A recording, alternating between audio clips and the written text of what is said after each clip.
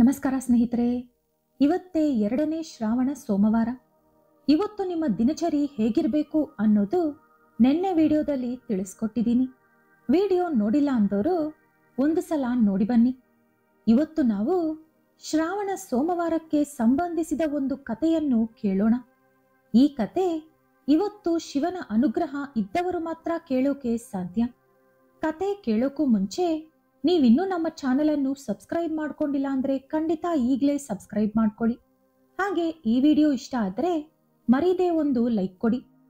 ಪೂರ್ವದಲ್ಲಿ ಒಂದು ಕಾಡಿನ ಮಧ್ಯೆ ಒಂದು ಚಿಕ್ಕ ಗ್ರಾಮವಿತ್ತು.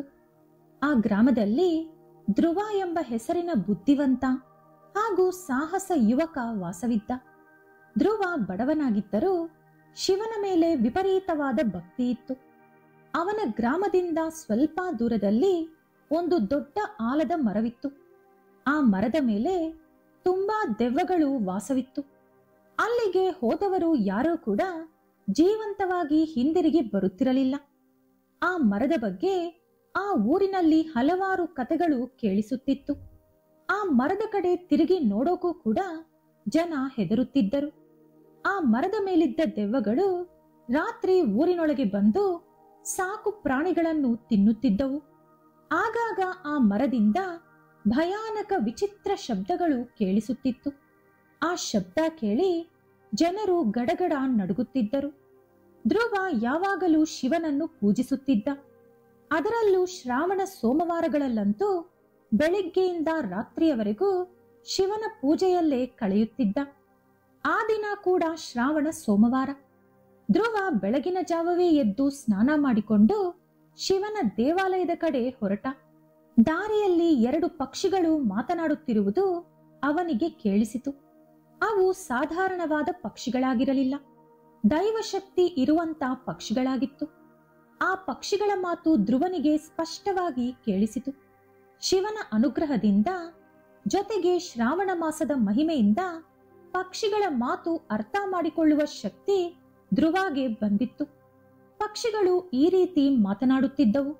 ಅಯ್ಯೋ, ನಮ್ಮ ರಾಜ್ಯಕ್ಕೆ ಅತಿ ಶೀಘ್ರದಲ್ಲೇ ಒಂದು ದೊಡ್ಡ ಆಪತ್ತು ಬರಲಿದೆ ಅಂದಿತು ಒಂದು ಪಕ್ಷಿ. ಅದಕ್ಕೆ ಇನ್ನೊಂದು ಪಕ್ಷಿ, ಹೌದು, ನೀನು ಹೇಳುತ್ತಿರುವುದು ನಿಜ. ನಮ್ಮ ರಾಜನಿಗೆ ಒಂದು ದೆವ್ವ ಶಾಪ ಕೊಟ್ಟಿದೆ. ಆ ಶಾಪದಿಂದಾನೇ ರಾಜನ ಆರೋಗ್ಯ ದಿನೇ ದಿನೇ ಹಾಳಾಗುತ್ತಿದೆ. ಕೇವಲ 3 ತಿಂಗಳ ಒಳಗೆ ಮಹಾರಾಜ ಮೃತಪಡುತ್ತಾರೆ ಅಂದಿತು. ಧ್ರುವ ಆ ಮಾತುಗಳನ್ನು ಕೇಳಿ ಆಶ್ಚರ್ಯಗೊಂಡ. ಮಹಾರಾಜನನ್ನು ಕಾಪಾಡಲು ಯಾವುದಾದರೂ ದಾರಿ ಇದೆಯಾ ಎಂದು ಪಕ್ಷಿಗಳನ್ನು ಕೇಳಿದ. ಅವುಗಳ ಮಾತನ್ನು ಕೇಳಿಸಿಕೊಂಡ ಧ್ರುವನನ್ನು ನೋಡಿದ ಆ ಪಕ್ಷಿಗಳು ಅವನಿಗೆ ದೇವರ ಅನುಗ್ರಹ ಇದೆ ಎಂದು ತಿಳಿದುಕೊಂಡವು. ಆ ಪಕ್ಷಿಗಳು ಧ್ರುವನೊಂದಿಗೆ ರಾಜನನ್ನು ಕಾಪಾಡಲು ಒಂದೇ ಒಂದು ದಾರಿ ಇದೆ. ಆ ದೆವ್ವಗಳು ವಾಸವಿರುವ ಆಲದ ಮರದ ಬಿಲದೊಳಗೆ ಒಂದೇ ಒಂದು ಸಂಜೀವಿನಿ ಮೂಲಿಕೆ ಇದೆ. ಅದನ್ನು ರಾಜನಿಗೆ ಕೊಟ್ಟರೆ ಅವರು ಬದುಕುತ್ತಾರೆ ಅಂದವು. ಧ್ರುವ ಆ ಕೂಡಲೇ ಆಲದ ಮರದ ಹತ್ತಿರ ಹೋಗಲು ತೀರ್ಮಾನಿಸಿಕೊಂಡ. ಆದರೆ ಅವನ ಜೊತೆ ಬರುವ ಧೈರ್ಯ ಊರಲ್ಲಿ ಯಾರಿಗೂ ಇಲ್ಲ. ಅವನನ್ನು ತಡೆಯಲು ಊರಿನವರು ಪ್ರಯತ್ನಿಸಿದರು. ಧ್ರುವ ಆ ಮರದ ಮೇಲೆ ತುಂಬಾ ದೆವ್ವಗಳಿವೆ, ಹೋದರೆ ಸತ್ತು ಹೋಗುತ್ತೀಯಪ್ಪ ಅಂದರು. ಆದರೆ ಧ್ರುವ ಶಿವನ ಮೇಲೆ ನಂಬಿಕೆ ಇಟ್ಟು ಧೈರ್ಯದಿಂದ ಮರದ ಹತ್ತಿರ ಹೋದ. ಆ ಮರ ದೊಡ್ಡ ದೊಡ್ಡ ಬೇರುಗಳಿಂದ ತುಂಬಿಕೊಂಡು ನೋಡಲು ತುಂಬಾನೇ ಭಯಂಕರವಾಗಿತ್ತು. ಧ್ರುವ ಮರದ ಹತ್ತಿರ ಹೋದ ಕೂಡಲೇ ಒಂದು ಭಯಂಕರವಾದ ದೆವ್ವ ಮರದಿಂದ ಹೊರಗೆ ಬಂದಿತು. ಎಲೈ ಯುವಕ, ಇಲ್ಲಿಗೆ ಏಕೆ ಬಂದೆ? ನಿನ್ನ ಸಾವು ಬಯಸಿ ಬಂದೆಯಾ ಎಂದು ಕೇಳಿತು. ಧ್ರುವ ಭಯ ಪಡದೆ ಶಿವನಾಮ ಸ್ಮರಣೆ ಮಾಡುತ್ತಾ, ನಾನು ನಿನ್ನನ್ನು ಅಂತ್ಯಗೊಳಿಸಲು ಬಂದೆ ಅಂದ. ಆ ಮಾತುಗಳಿಗೆ ದೆವ್ವ ಜೋರಾಗಿ ನಗುತ್ತಾ, ಅದು ನಿನ್ನಿಂದ ಸಾಧ್ಯವಾಗಲ್ಲ ಅಂದಿತು. ಧ್ರುವ ದೆವ್ವದ ಜೊತೆ ಹೋರಾಟ ಶುರು ಮಾಡಿದ. ಆದರೆ ದೆವ್ವ ತುಂಬಾ ಬಲಶಾಲಿಯಾಗಿತ್ತು. ಧ್ರುವ ಶಿವನ ದೇವಸ್ಥಾನಕ್ಕೆ ಹೋಗುವುದಕ್ಕಾಗಿ ಬಿಲ್ವ ಪತ್ರೆಗಳನ್ನು ಚೀಲದಲ್ಲಿ ತುಂಬಿಟ್ಟುಕೊಂಡಿದ್ದ. ಅದು ನೆನಪಾಗಿ ಚೀಲದಿಂದ ಬಿಲ್ವ ಪತ್ರೆಗಳನ್ನು ತೆಗೆದುಕೊಂಡು ಶಿವನಾಮ ಸ್ಮರಣೆ ಮಾಡುತ್ತಾ ಅದನ್ನು ಆ ದೆವ್ವದ ಮೇಲೆ ಹಾಕಿದ. ಬಿಲ್ವ ಪತ್ರೆಗಳು ಮೈ ಮೇಲೆ ಬಿದ್ದ ತಕ್ಷಣ ದೆವ್ವ ಬಲಹೀನವಾಯಿತು. ಕೂಡಲೇ ಧ್ರುವ ಅವನ ಹತ್ತಿರ ಇದ್ದ ಕತ್ತಿಯಿಂದ ಆ ದೆವ್ವದ ತಲೆ ಕತ್ತರಿಸಿದ. ಧ್ರುವ ಕೊಂದಂತ ಆ ದೆವ್ವವೇ ಆಲದ ಮರದ ಮೇಲಿದ್ದಂತ ಎಲ್ಲಾ ದೆವ್ವಗಳಿಗೂ ನಾಯಕ. ನಾಯಕ ಸತ್ತ ಕೂಡಲೇ ಎಲ್ಲಾ ದೆವ್ವಗಳು ಕೂಡ ಹೆದರಿ ಹೋದವು. ಧ್ರುವ ಅದನ್ನು ಕೊಂದ ಪ್ರಕಾರವೇ ಆ ಮರದ ಸುತ್ತಲೂ ಬಿಲ್ವಪತ್ರೆಗಳನ್ನು ಹಾಕಿ ಮರದ ಮೇಲೂ ಕೆಲವು ಬಿಲ್ವಪತ್ರೆಗಳನ್ನು ಎರಚಿದ. ಇನ್ನು ಆ ದೆವ್ವಗಳಿಗೆ ಇದ್ದಂತ ಶಕ್ತಿ ಪೂರ್ತಿಯಾಗಿ ನಶಿಸಿತು. ಬಳಿಕ ಧ್ರುವ ಒಂದೊಂದಾಗಿ ಮರದ ಮೇಲಿದ್ದ ಎಲ್ಲಾ ದೆವ್ವಗಳನ್ನು ಕೊಂದುಬಿಟ್ಟ. ದೆವ್ವಗಳೆಲ್ಲ ಸತ್ತ ನಂತರ ಆ ಮರ ನೋಡಲು ಹಚ್ಚ ಹಸುರಾಗಿ ಸುಂದರವಾಗಿ ಕಾಣಿಸಲು ಶುರುವಾಯಿತು. ಧ್ರುವ ಮಾಡಿದ ಉಪಕಾರಕ್ಕೆ ಮೆಚ್ಚಿ ಆ ಮರ ಅದರೊಳಗಿದ್ದಂತ ಸಂಜೀವಿನಿಯನ್ನು ಧ್ರುವನ ಕೈಗೆ ಕೊಟ್ಟಿತು. ಧ್ರುವ ಕೂಡಲೇ ಸಂಜೀವಿನಿಯನ್ನು ತೆಗೆದುಕೊಂಡು ಮಹಾರಾಜರ ಹತ್ತಿರ ಹೋದ.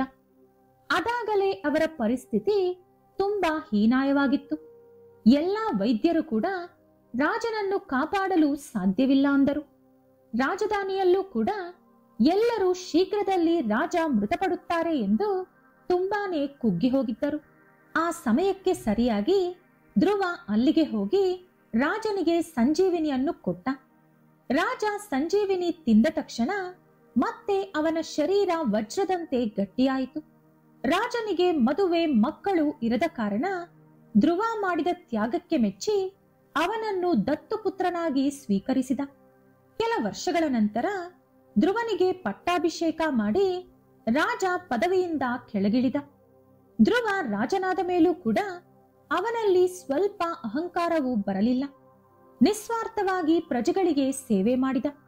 ಪ್ರತಿದಿನ ಎಂದಿನಂತೆ ಶಿವನ ಪೂಜೆ ಮಾಡುತ್ತಿದ್ದ. ಅವನ ಭಕ್ತಿಗೆ ಮೆಚ್ಚಿದ ಪರಮೇಶ್ವರ ಕೂಡ ಧ್ರುವ ಬದುಕಿರುವವರೆಗೂ ಯಾವ ಕಷ್ಟವೂ ಬರದಂತೆ ಅವನನ್ನು ನೋಡಿಕೊಂಡರು. ಈ ಕಥೆಯನ್ನು ಶ್ರಾವಣ ಸೋಮವಾರದಂದು ಕೇಳುವ ಪ್ರತಿಯೊಬ್ಬರಿಗೂ ಶಿವನ ಆಶೀರ್ವಾದ ಸಿಗುತ್ತದೆ. ಇವತ್ತು ಈ ಕತೆ ಕೇಳಿದ ನಿಮಗೂ ಕೂಡ ಶಿವನ ಆಶೀರ್ವಾದ ಅನುಗ್ರಹ ತಪ್ಪದೇ ಸಿಗುತ್ತದೆ. ಈ ವಿಡಿಯೋ ಇಷ್ಟ ಆದರೆ ಲೈಕ್ ಮಾಡಿ, ಶೇರ್ ಮಾಡಿ. ಇಂತಹ ಹೆಚ್ಚಿನ ಉತ್ತಮ ಕಥೆಗಳಿಗಾಗಿ ತಪ್ಪದೇ ನಮ್ಮ ಚಾನೆಲ್ ಅನ್ನು ಸಬ್ಸ್ಕ್ರೈಬ್ ಮಾಡ್ಕೊಳ್ಳಿ. ನಾಳೆ ಮತ್ತೊಂದು ವಿಡಿಯೋದೊಂದಿಗೆ ಪುನಃ ಭೇಟಿಯಾಗೋಣ. ಧನ್ಯವಾದಗಳು.